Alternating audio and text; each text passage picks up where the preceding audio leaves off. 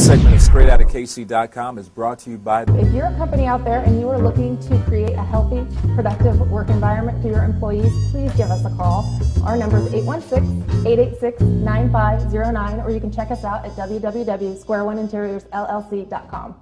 Welcome to another edition of Straight Outta KC. You're watching us on our YouTube channel, Straight Outta KC, and also on StraightOutofKC.com. I'm your host, Darren Story, coming to you from the Kopek and Brooks Studios in downtown Kansas City. And it is my pleasure to have someone that usually lurks in the shadows behind the scenes. And he's a very accomplished person in his field, but he's also a good friend of mine, Damon Bryant. He's the Vice President of Creative Services for Fox 4 TV, WDAF, right here in Kansas City. And Damon, welcome to my lair, my set, my studio. I like it. It's got a Charlie Rose feel to it. That's pretty you noticed that. I'm glad you noticed that. Yeah, that's very good. Glad you noticed that. You are a very, very accomplished person in your field. Well, thank you. But I want people to understand what you do. Creative Services, Vice President of Creative Services. What does that entail? It entails everything that is not news, but has to do with the station's image. So, for example, the Creative Services Department is responsible for the set. We're responsible for the graphics. We're responsible for all advertisements for the station.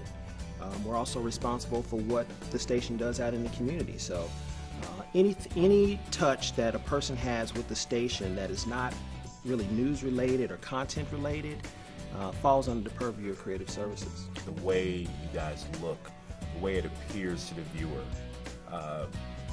that ties into people staying with you, right?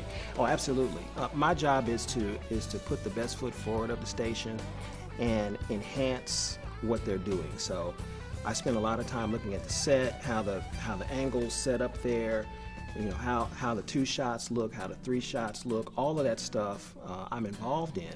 But hopefully, when I've done my work well, you don't notice it. And not to bring your competition into this conversation, but here it comes. Right. But I interviewed Brian Busby several months ago, and I asked him about the conversion to HD.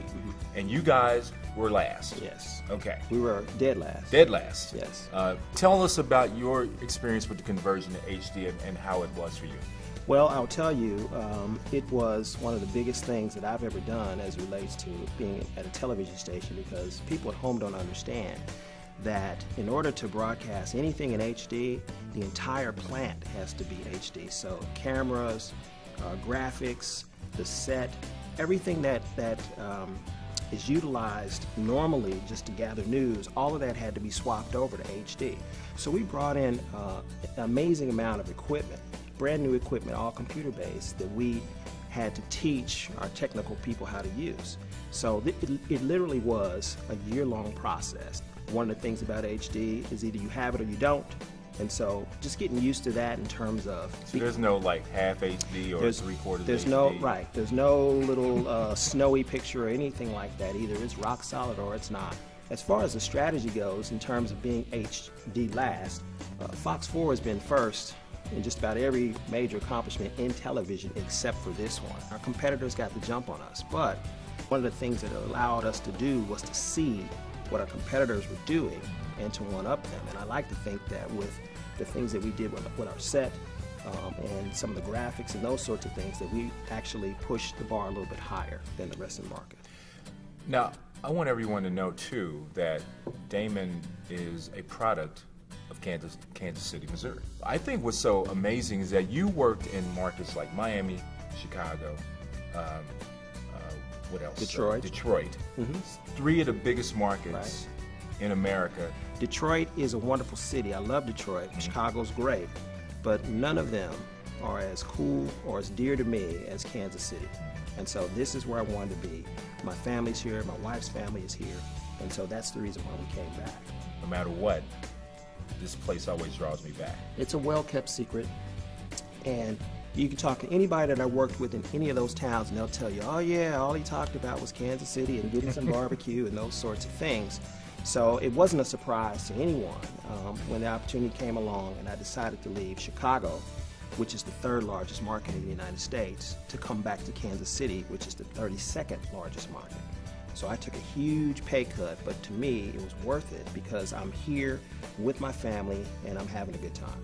You have been nominated 30 times for Emmys. You have won half of them. That's a lot. That is a lot.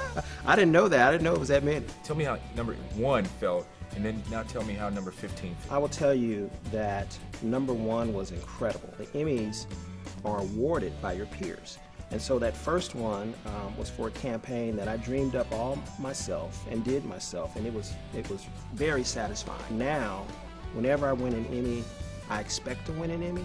If I can say that as humbly as I can, because I'm putting my best foot forward when I'm entering those sorts of competitions. But at the same time, it's rewarding because, again, it's coming from your peers. How important for you is it to feel like that you know the business from the bottom up? Well, one of the nice things about the department that I chose to work in creative services is that you are exposed to the entire business. And so before I got to this position, I carried the camera around, I made commercials, I did the schlep work, all of the gigs and all of that stuff, you know, backpacks and all of this sort of stuff. And you just develop an eye for, wow, that guy is good, or wow, that's really good, or hey, I did this, maybe I can do it better. And so it was helpful for me to start that way, but you know, I think I'm perfectly placed right now because my experience allows me to be able to break down creativity.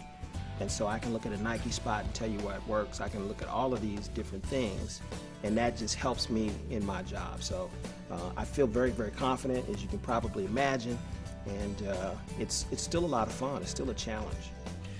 You went to UMKC, right?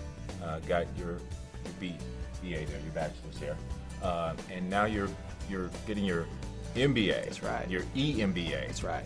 Executive. Executive. For the big dogs. That's right. MBA. And next time you come in, you got to wear a tie. You have to get your MBA. Right. You know, power tie, whatever. Ultimately, what do you want to be doing?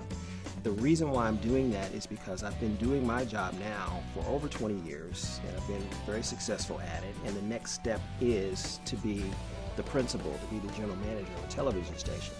But not just any television station, a television station here in Kansas City. Honestly, and as humbly as I can say this, I could have been a general manager a long time ago if I wanted to move, but I love this place and this is where I want to do it, and so my family is here, we're having a great time, and hopefully 5 years from now, I'm running Fox 4 or some other television station here in Kansas City. Give me a brief synopsis on where you think TV is headed in the next 5 or 10 years. A good show in 1950, a good show in 2012. A good show is a good show, and you can't have enough good shows. We have more networks, we have more outlets for things. I mean, this is going to be shown on the internet. If you can produce a good show, if you can come up with a good product that people want to watch, you'll find an outlet for it. And I just think that as it relates to local television, that we're going to be doing more of that in-house. So right now we're doing lots of news shows, but there are going to be other types of shows that are going to be coming online here, not just from Fox 4, but from other stations here in the market, just to bring it back to the future. So we're going to be producing more and more local shows. You know, Channel 4 used to have like a children's show, used to have a teen dance show. They had all of these sorts of shows back in the day. Well, now it's coming back around, and so that's what I'm thinking. What's going to be the next big hit for a local television station, and how can I be ready for that? But that's where I think the business is going, and local, even more local, and non-news local, but community local, that sort of thing. Awesome. Yeah.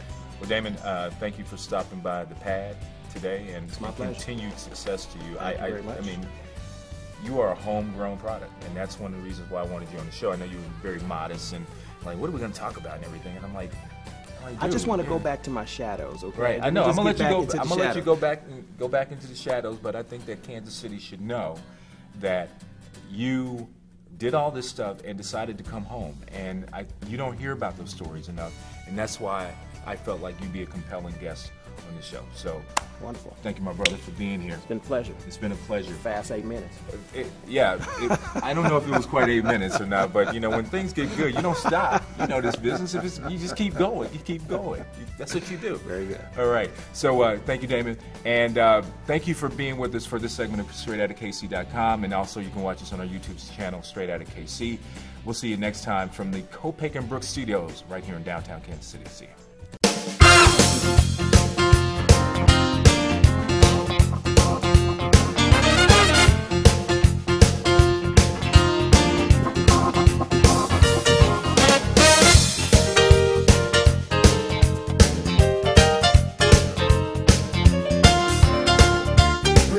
Check us out and stay tuned with what's going on in Kansas City. StraightOutofKC.com is a production of Intrepid Entertainment.